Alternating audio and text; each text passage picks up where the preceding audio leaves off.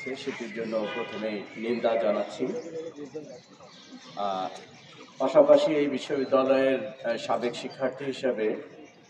আমার যে অভিজ্ঞতা সেটি হলো, আমরা দেখতে পাচ্ছি যে একটি গোষ্ঠী যে রুয়া হচ্ছে নন পলিটিক্যাল একটি অর্গানাইজেশন, এখানে কোনো রাজনীতির কোনো সুযোগ নাই।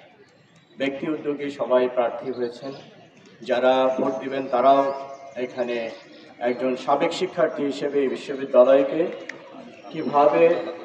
আগামী দিনে বিশ্ববিদ্যালয়ের এই বর্তমান শিক্ষার্থীদেরকেও কিভাবে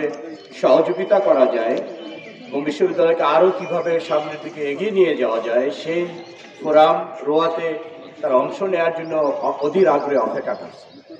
কিন্তু আমরা কয়েকদিন ধরে খেয়াল করছি যে একটি পক্ষ রাজনৈতিক ব্যানারে দলীয় নাম দিয়েই ওনারা এই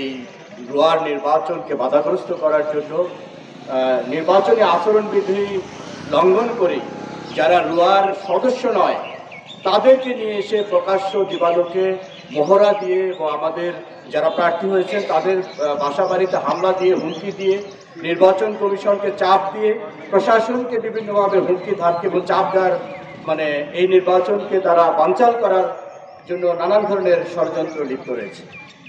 আমরা এই ষড়যন্ত্রকারী এবং এই বিশ্ববিদ্যালয়ের সাবেক শিক্ষার্থী বা একজন সচেতন মানুষ হিসেবে, বিশেষ করে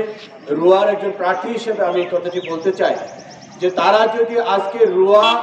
এই নন পলিটিক্যাল অর্গানাইজেশনকে যদি তারা নির্বাচন বানচাল করার সফল হয়, তাহলে তারা এদেশের বিশেষ করে রাজশাহী বিশ্ববিদ্যালয়ের সকল ছাত্রছাত্রীদের প্রাণের সংগঠন রাকসু, তারা চায় এই রাকসু নির্বাচন আগামী দিনের জুন মাসেই সম্ভবত আমি শুনেছি যে নির্বাচন রয়েছে। তারা যদি রুয়া নির্বাচন বানচাল করে দিতে পারে এবং সফল হয়, আমার ধারণা এবং আমার এই ধারণাটি মিথ্যা পরিণত হোক, তারা রাকসু নির্বাচনও বন্ধ করে দেওয়ার জন্য উঠে পড়ে লাগবে। তারা রাকসু নির্বাচন এদেশে বা এই রাজশাহী বিশ্ববিদ্যালয়ের ছাত্রছাত্রীদের অধিকারের জায়গা, কথা বলার ফোরাম, নেতৃত্ব তৈরির জায়গা, সেটি তারা করতে দিবে না।